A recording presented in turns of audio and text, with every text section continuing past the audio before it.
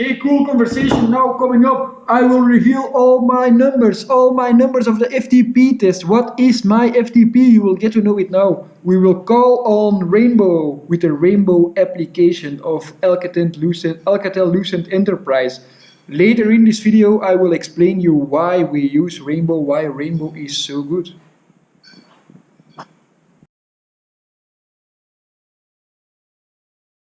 Today we do a meeting. I'm happy I can be here. Normally these meetings are without riders. In the call we have Kurt and Ciaran. They are my coaches. Kurt is my personal coach. I'm working together with him since 10 years now. And Ciaran is the coach from the team. They work together and they plan out my trainings and they try to get me in the best possible shape. We have Hendrik. Hendrik is my personal sports director in the team. He's also from Belgium, which is quite nice. We have Rik Verbrugghe, the bonds coach of the national team. Always interesting to have him in these calls. And of course, we have Bjarne Riis, the sportive manager of the team. Okay, let's go. Kurt, maybe you can kick off. I will share my screen to start. Hello, everyone. Thanks for the invitation. This week we did a 20-minute test with Victor. It's not that the test was the most important part of the season, of course, because the races are still some far ahead, or maybe not so far ahead, but we don't know by that. But we wanted to test a protocol to see how we react to a very high altitude protocol. So what did we do? We go 8 weeks back. And Victor did 2 weeks on high altitude, at high altitude.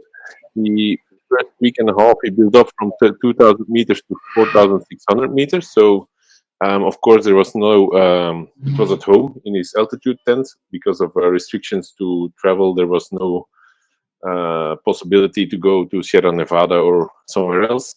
And after 1 week and a half, he slept at 4,600 meters for 1 week and a half, with 1 or 2 days at sea level in between. We called it the protocol the Base Camp Everest because it's the altitude where the base camp for the Mount Everest is.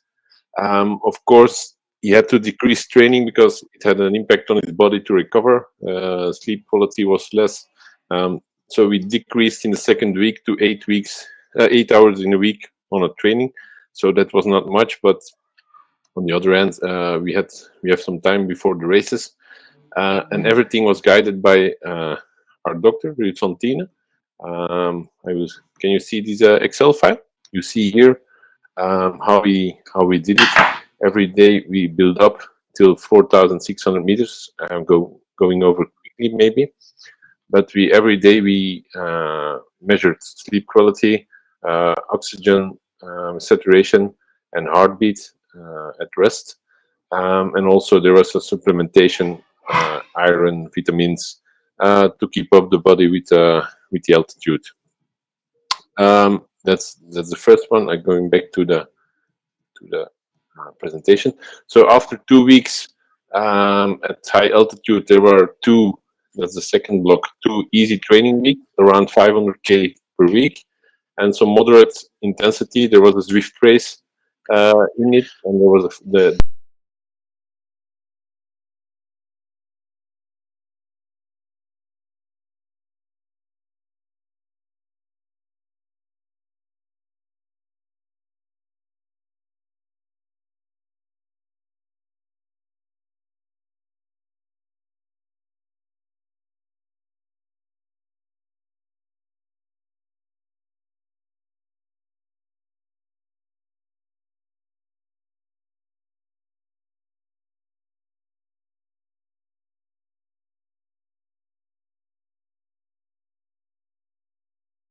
we started with a test to assess capacities. So the aerobic capacity and anaerobic capacity, we had a VO2 max of 88 and a VLA max that indicates the anaerobic capacity on 0.65. That's good for us. So we have a good balance between aerobic and anaerobic capacity. And not one of them is too high or too low.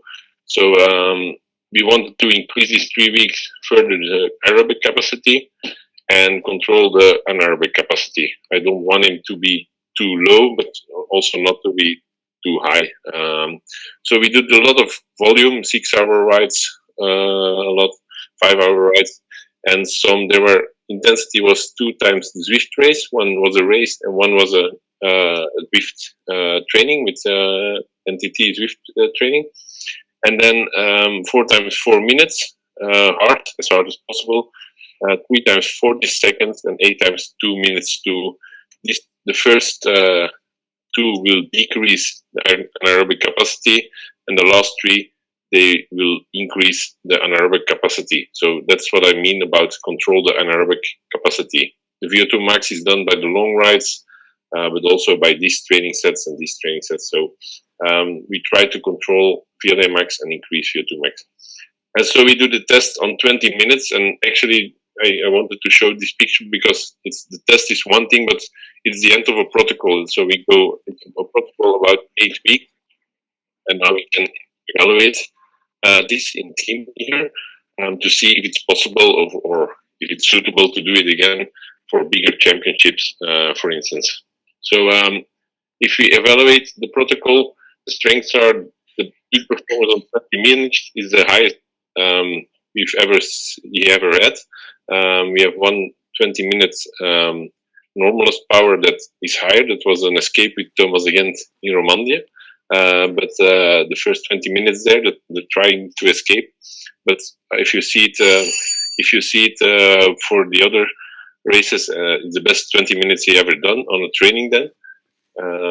His functional threshold power is 398 watt, so that's also the highest. If you see when he was third at the World Championships, he rides 1 hour and 3 minutes in Innsbruck at 378 watts. So also here a remarkable increase.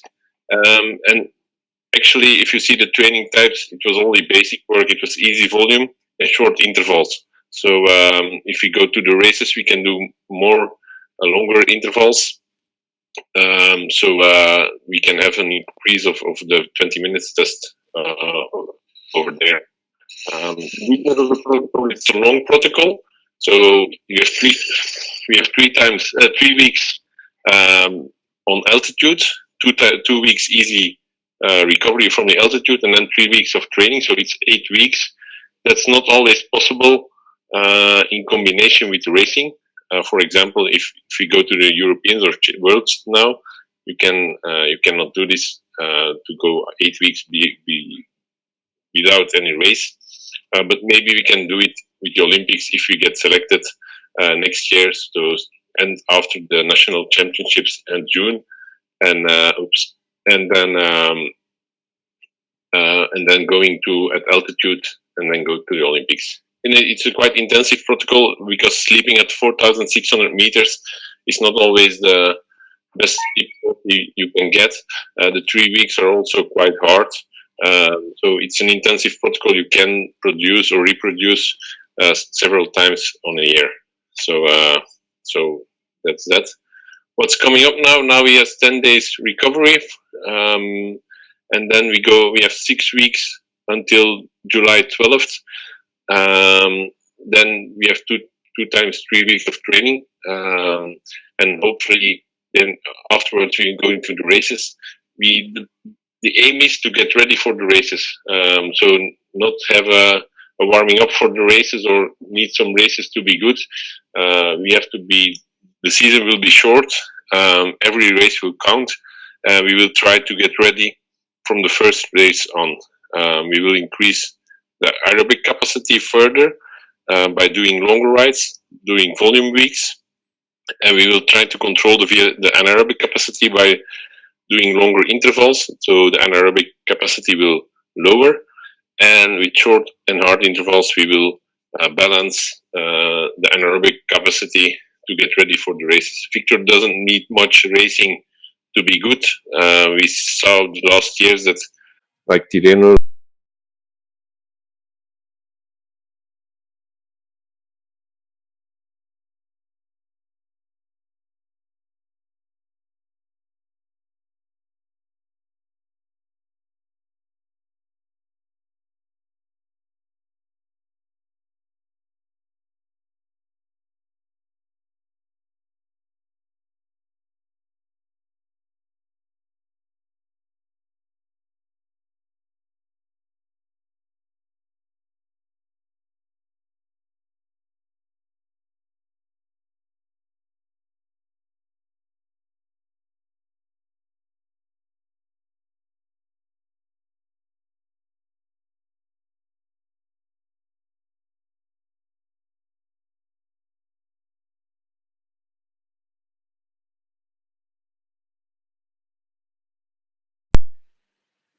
Yeah, let's go straight to Ciaran.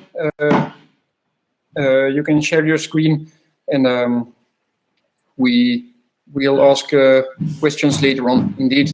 So I can't see anybody while I do this, but so I hope you can see.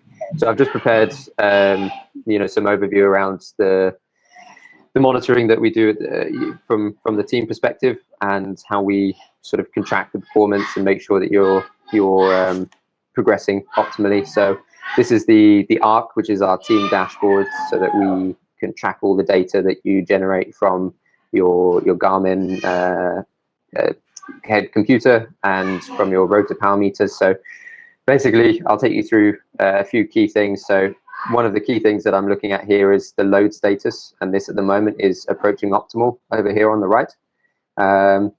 So this means that you've got a really good balance between the sort of training loads and managing that fitness and fatigue. Your risk here on the just to the left of the load status is very low. So obviously this means a very low risk of picking up an illness or an injury. In terms of your performance, your performance index here, this is a key number that we use, and it's out of 1,000. So 1,000 would be absolute best ever at everything, all the way from a peak sprint to a 3-hour time trial. So no one will ever get to 1,000, but for you, your number is 789. So this is a very good number, and we can dig into the data around how this is generated. So I'll come back to the wellness data, as in fatigue, sleep quality, and the sleep data in a few moments. So what I'm going to show next is the performance and your training load all the way since 2016. So this is each season here is represented. So this is 2016 over here on the left-hand side, into 2017, 2018, 2019, and we have just the start of 2020. So you can see your progression. The blue line shows this performance index, which is the number out of 1,000. So this will generally show how well you're performing. So you can see it's been progressing over the years, and it has come to a really nice peak in 2020, showing that you really are hitting, some of your best ever form at the moment. So obviously this looks very big. You can see, key races in here. May in 2018 was Giro, and then you had the Vuelta, and then again Giro in 2019. So you can see these columns here showing that those Grand Tours were obviously very big training load. And then here in April, just before the Giro, you obviously had the hour records. So you can see you had a nice build up in terms of training loads coming up to that. So what I can do is zoom in a bit further. So this is the data shown just from the start of 2019. So this was all of last year. And then this, when the performance index, the blue line comes down, this is the winter period. So you can see here in around May, this was the Giro. And you can see this really nice build up that you had leading up to the hour record time trial. And the obviously then that's when you also had the previous 20-minute peak power with the breakaway with Thomas de Gent. So it's quite nice to look at these 2 years side by side to see how you compared this year, pushing out bigger numbers with last year. So when we look into, this is the training load just from this year. So you can see you had a good winter training camp, then you went to Namibia, and we started to utilize all of the team performance tracking and wellness monitoring. So you're really able to optimize without necessarily overdoing yourself in terms of doing too much. And then, so this big column here, this was Paris-Nice, and then obviously the lockdown, coronavirus times kicked in, and you had those easy weeks, as Kurt's mentioned in his presentation.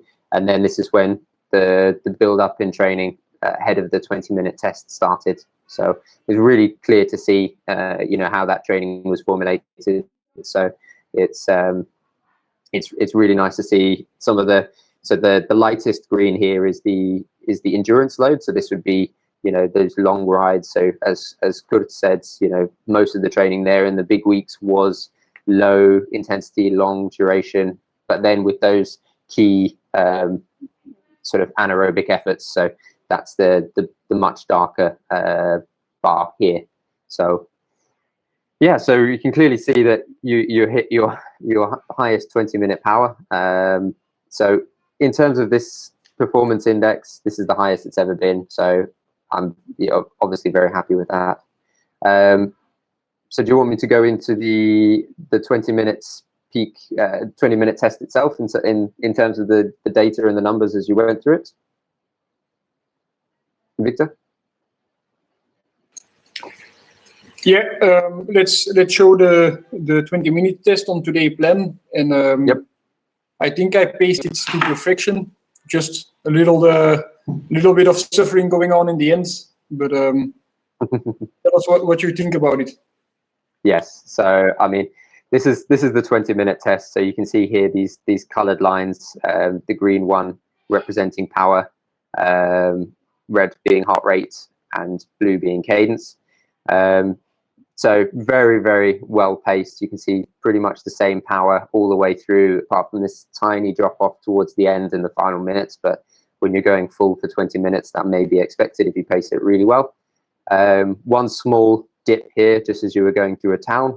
But in terms of your peak power was very, very consistent. It was 535 from this 20-minute test. So, you know, there wasn't too much deviation from that. One of the lines here that you can see, I'm tracking with my mouse, hopefully you can see this, is a pink line that goes all the way up and reaches the top of the graph here.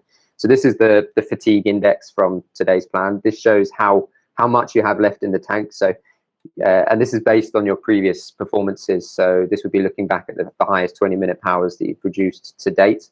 But you know, you really exceeded the performance parameters that we had down for you with this preparation protocol. So obviously this was a really focused time of work where you're able to do some pretty special stuff that might not be able to fit into a heavy racing load, but you can see that this really did work. You lasted for quite a long time with the fatigue at 100%. So you really performed excellently there.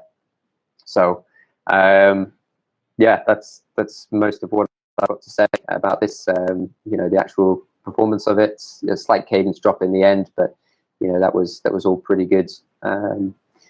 So one thing that I do want to show was also your wellness data. So this is from the ARC, and this is from the Pila app that you fill in every morning and every evening. So obviously you started to use this. Can you see my screen now with the sleep data? So I'm assuming you can. So I've been tracking your sleep, your wellness all the way since December. So that was the training camp where we got all this sorted out. This graph shows your sleep. So this is with the Garmin wearable that you wear to sleep. And then it also tracks the sleep quality and sleep duration, obviously, that you fill out in the Pila app on your phone every morning. The peaks, the negative peaks here. So we have one in January, which is very clear, and then another one in March. So this January was obviously when you traveled to Namibia. So you can see that is that was quite a stressful travel, very long, couple of days. So your heart rate peaked up, your sleep duration came down. And then again, this one in March was traveling home from Paris-Nice. So you can see these little stresses add that extra bit of physiological stress as you go through your training cycles.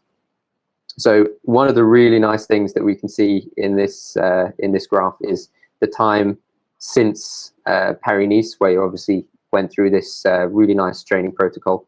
So these peaks here, just around April, was when you were really hitting those high altitude days in the Everest base camp protocol. So we can really see when you were under a lot of physical load during your sleep, with the sleep duration slightly lower and the heart rate being a lot higher, as obviously you were up at some pretty high altitudes. And then you have you've sort of returned to normality now, and heart rate during your sleep has come back down. So that was really good to see, and tracking and making sure that you weren't overloading your body too much, but just enough to get the right adaptations.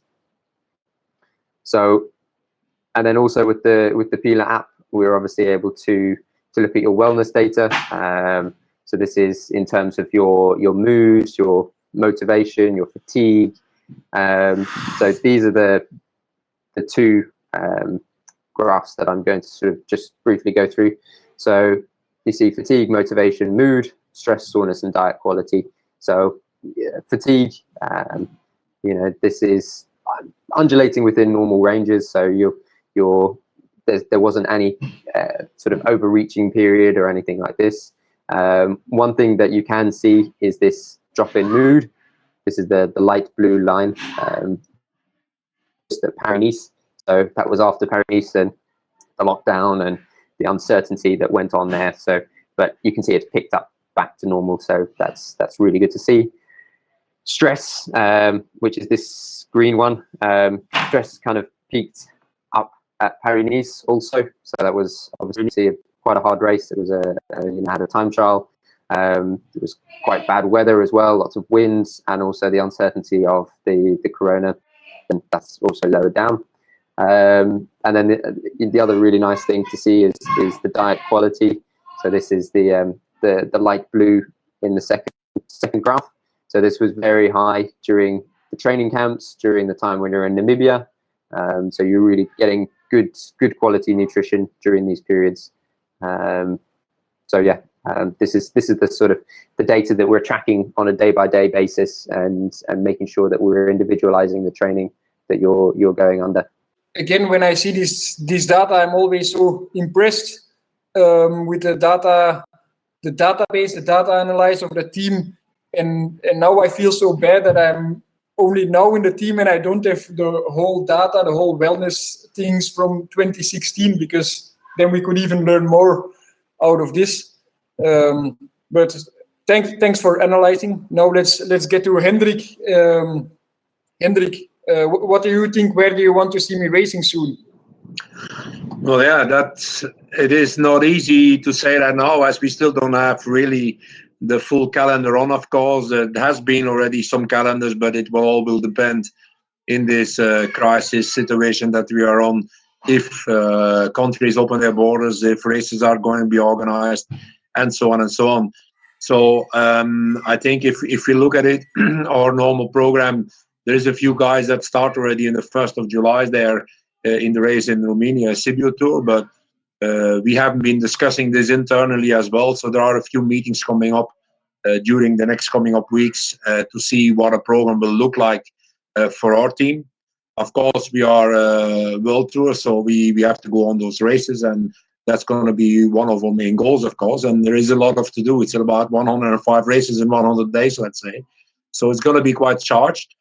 We also, concerning to you, I know that you are a guy that can train really, really well to be really in shape just in front of a race. So that's awesome.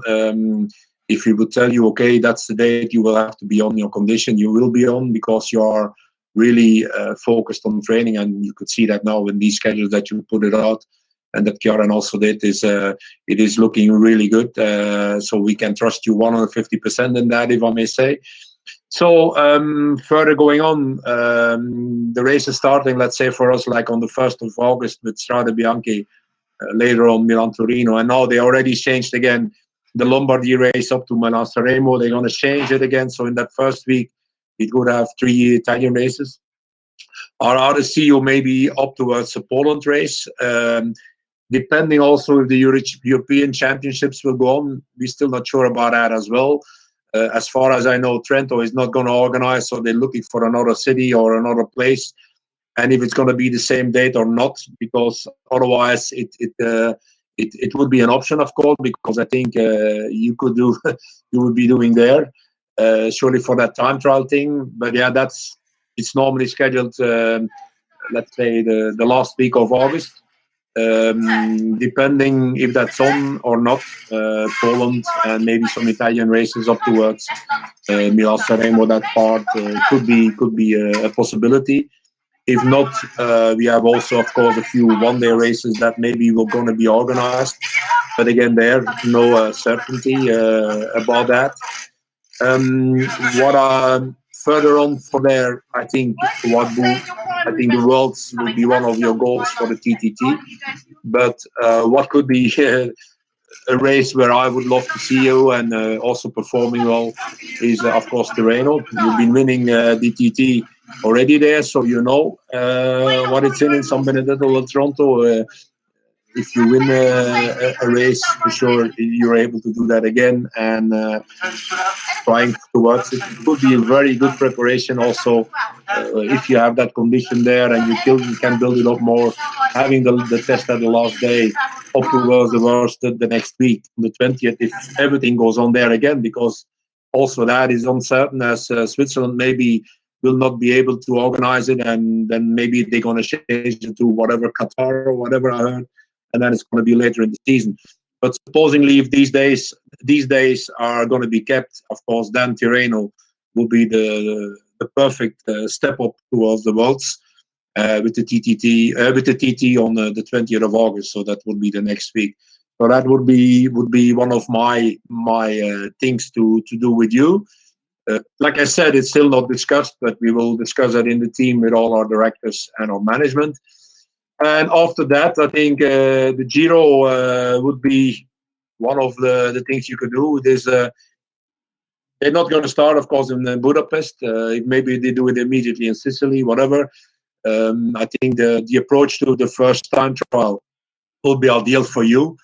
33.5 as far as I remember, but the first 2 weeks could be really, really good, and you could be working towards that goal and going for the Giro in a way. When I saw you riding like I was working with you already in Abu Dhabi and that race in Dubai there, the Abu Dhabi Tour, let's say, I know how you are now and what is your main goals in your head as well. And I think you can choose 1 or 2 days there for sure to do a good performance, and then focus, of course, on the TT. That could be one big goal.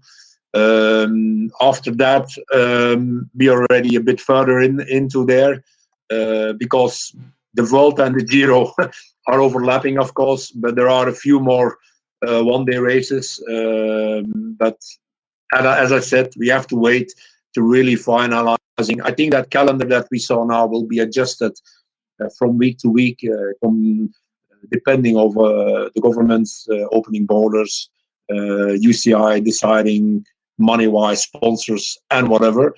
But I think those three big things, Tirreno, the Worlds, eventually also, of course, the Europeans, and of course, and the Giro would be so 2-3 things that I would love to see you performing well. After discussions, of course, with the total group of our management, and see which races we will be eventually able to ride with the team.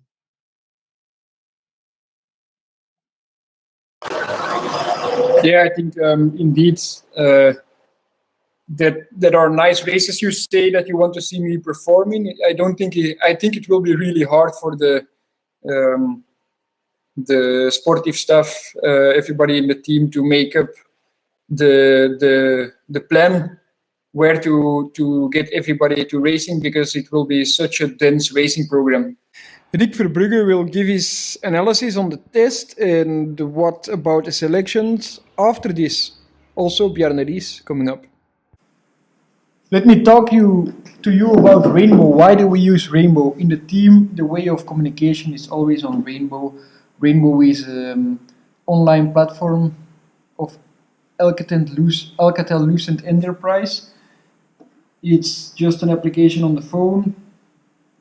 See, easy application.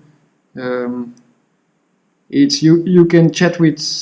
You can just have a normal chat with anybody. You can send pictures. You can send files.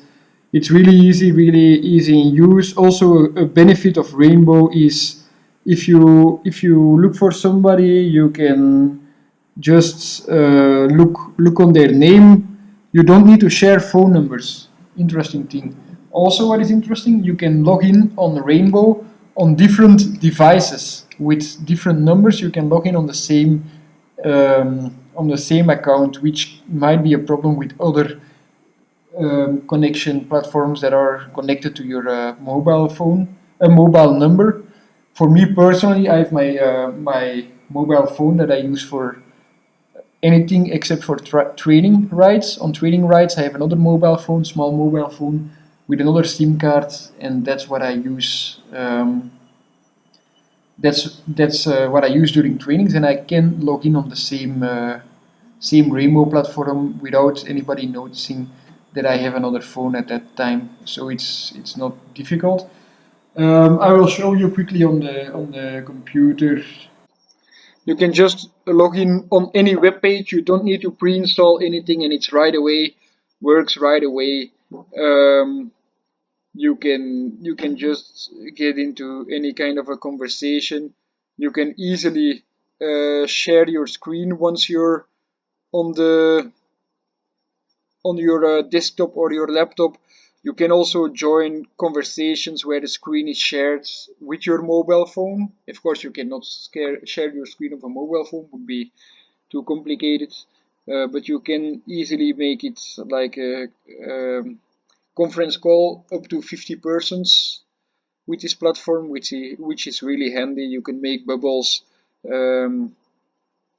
As I said, you can share screen. I did a double check, not 50 but 100 people in a conference call. Rainbow is good, Rainbow is cool. Maybe we can go to Rik. Rik, you were also present in the 20-minute test, also present in the first minutes of the 20 minutes test.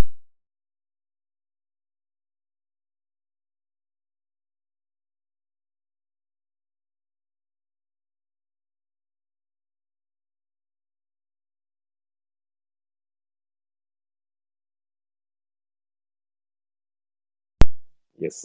Okay. Perfect. So thanks to invite me to this call. I think it's, for me, it's as national coach, it's pretty useful. I just want to tell, everything is going a little bit crazy with the Corona situation. We don't know exactly the calendar. It's nice to have at least one from the UCI, but there are still some changements. I think one of the important things to Victor and for me to make the selection is to know his race calendar, and I guess this will be not a problem.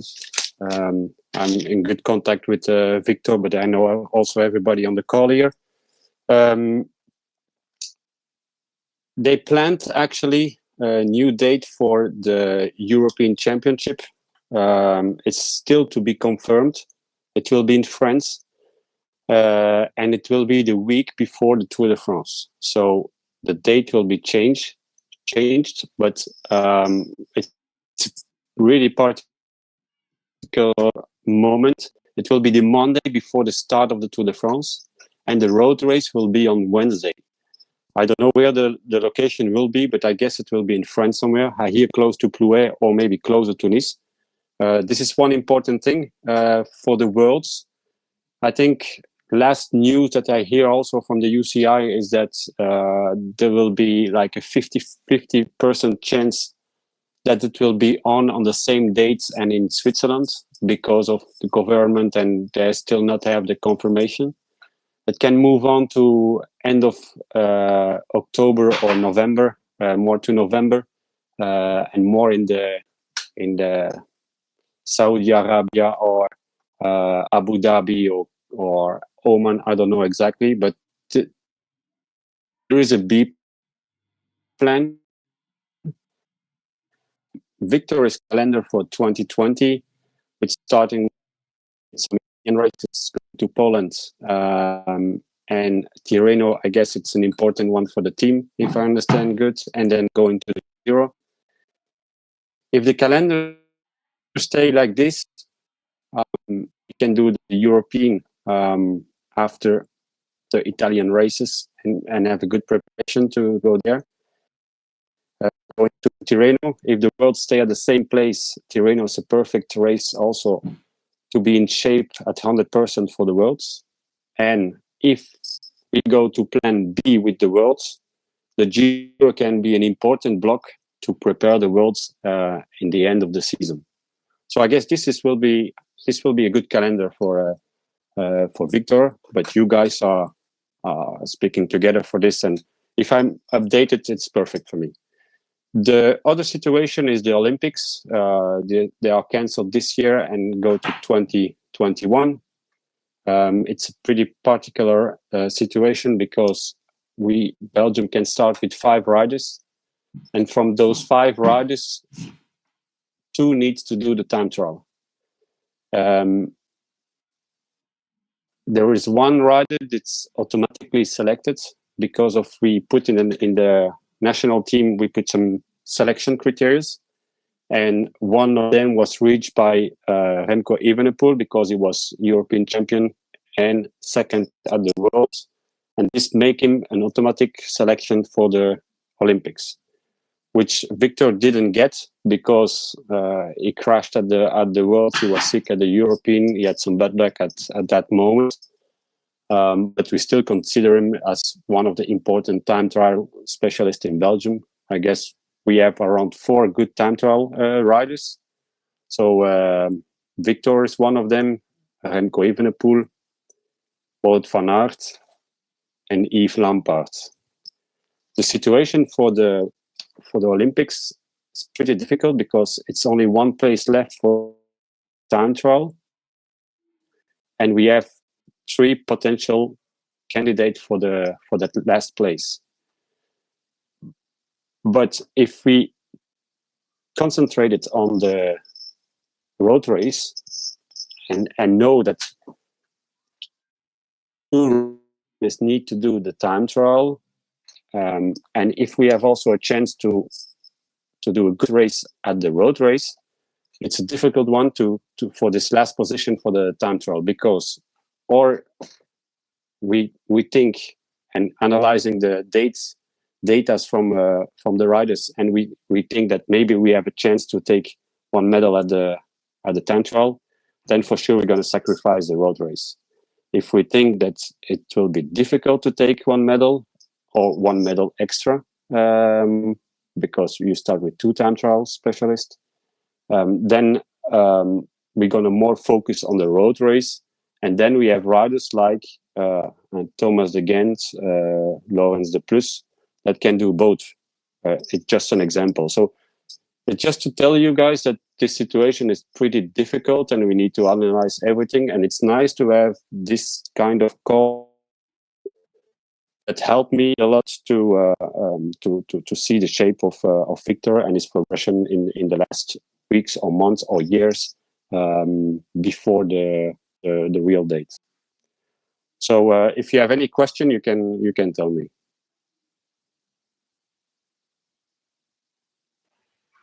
Okay, Rik, thanks. And also, I think you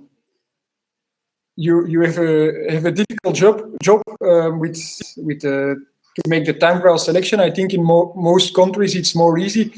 Maybe you can compare your job a bit like the selection in the Netherlands for the women's time trial. I think they have more or less the same problem, but I think it's luxury.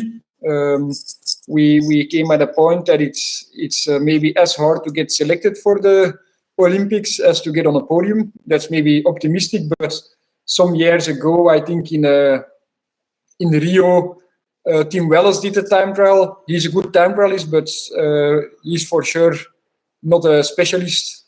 So it's nice to see how Belgium became maybe the best time trial nation at this moment for the male cyclists. But of course, we stay closely in touch. We talk about the program, and we hope to get to know more soon about Europeans and Worlds this year. Exactly. Thank you. Okay, Bjarne, maybe as the big boss of the team, you can give us your thoughts about the conversation. So, yeah, let me know if you don't hear me. Yeah, thanks to everyone here. I mean, thanks for being on the call. And thanks, Rik. Interesting. I think what I hear from you, it's the right mindset, and I think, as Victor is saying, it's a luxury problem you have. I mean, you have so many talented riders, so it's going to be interesting. But anyway,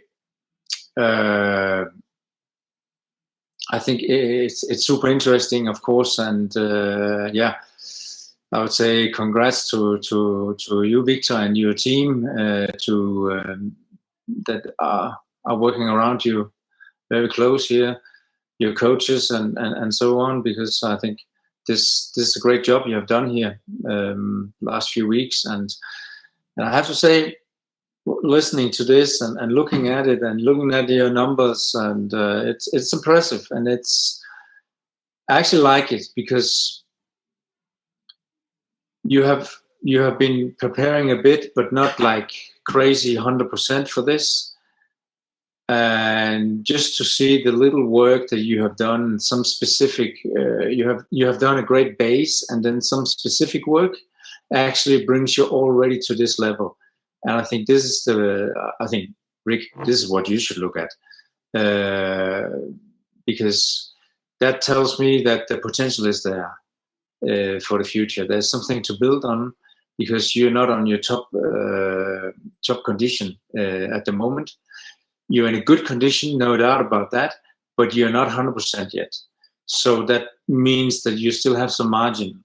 Because if you are 100% right now, the margin will not be there, and then I would maybe start to get a little bit worried. Not that you're not fast now, but I would definitely like to see some margin, and I think you have that. So looking into when we're going to start racing again, and the season is coming, and then with the right preparation, I believe you can be faster than ever, Victor. And I think this is what's important for you, of course, for the team and for Belgium. So I definitely look forward to that. Great numbers. I have one question. Was it totally flat, the 20 minutes? It's Rik speaking. It was in my area in the Ardennes, and it was about 8 kilometers, always like one person slightly uphill. And then the last 4 kilometers, like 4, 5, and 6% on a climb. So it was not a flat time trial, and I was pretty impressed also about the numbers that he get there at the test. Yeah. Okay, so maybe also that reason why it was difficult in the end to keep up the pace, because when it's going uphill, then yeah. But I think you, when we see the curves in the beginning, you really control yourself, and I think that was crucial, and that shows the power of a specialist. That you can control yourself in the beginning and then keep it for the end. So okay, interesting. What that comes to me. How was your cadence in the beginning and then in the end? I'm getting nerdy here. So my cadence was quite high in the beginning.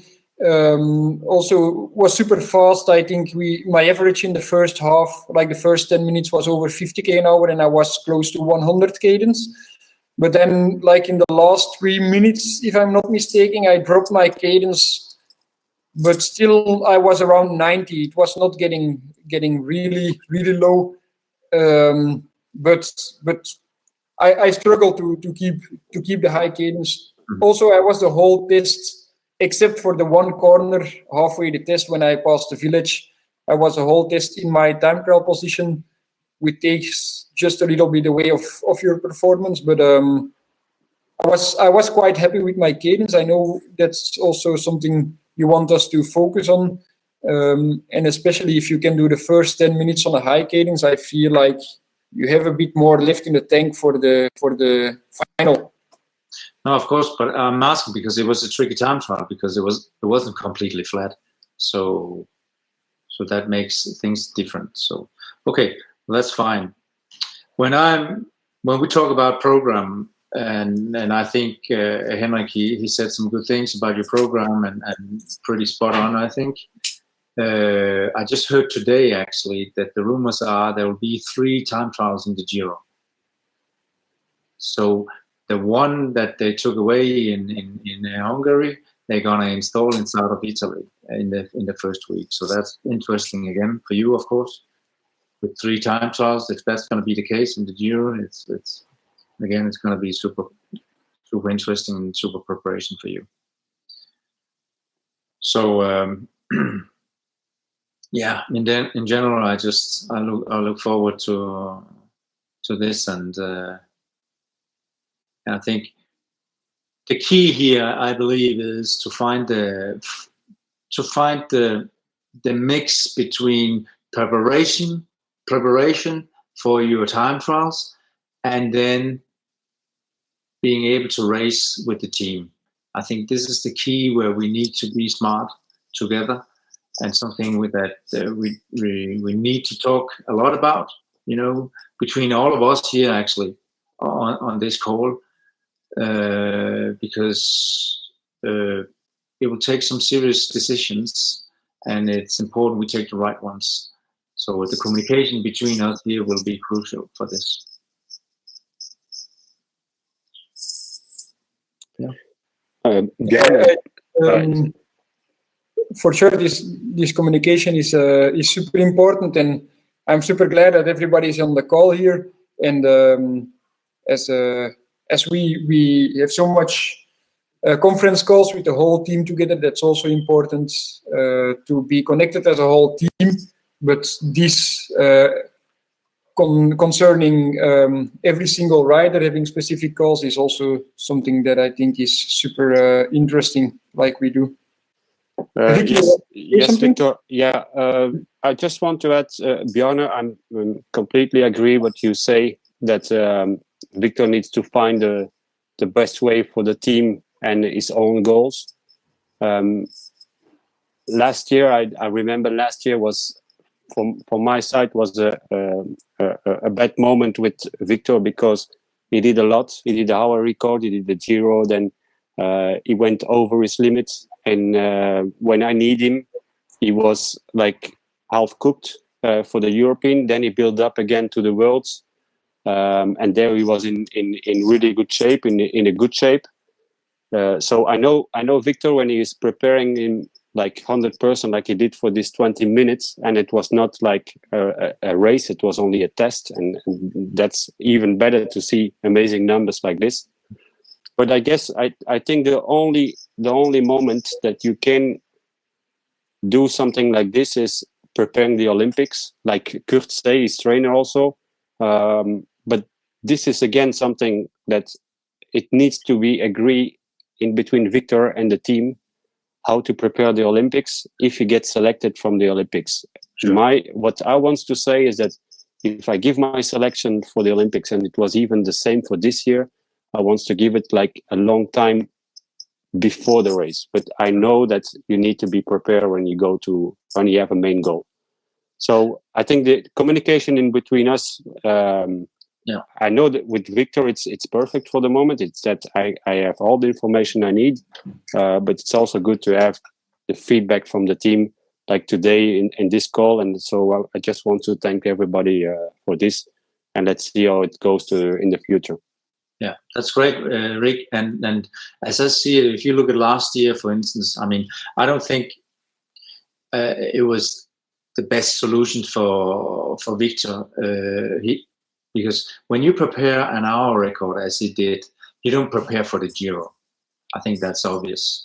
And then he goes to the Giro afterwards. And of course he's cooked, because he hasn't prepared the Giro well enough, because he was doing the hour record. So I think things like that we have to be very careful about. And another thing is, I know that if Victor goes to the Olympics, it will be so important for him to perform there.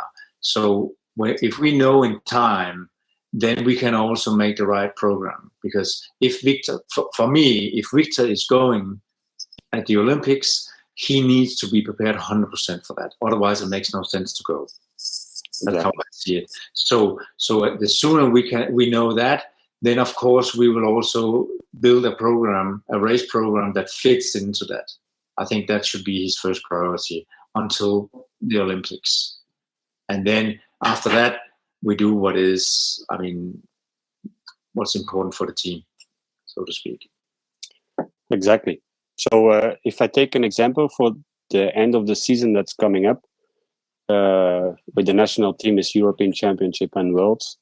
And I guess, okay, he needs to keep this in mind, but preparing these races through the team, and that everybody is happy on that situation. And then we see what's going to happen in 2021 for the Olympics.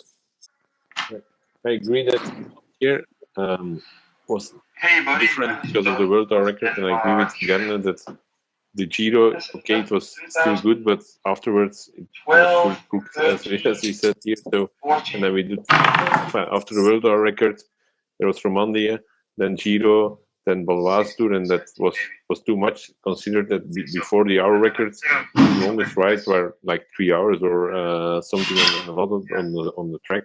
So I hope we don't see this situation no more until the Olympics, that no one beats the record. So and maybe we can do it afterwards. But of course, if we now go to the Giro, we will prepare it on another way than we did now last year.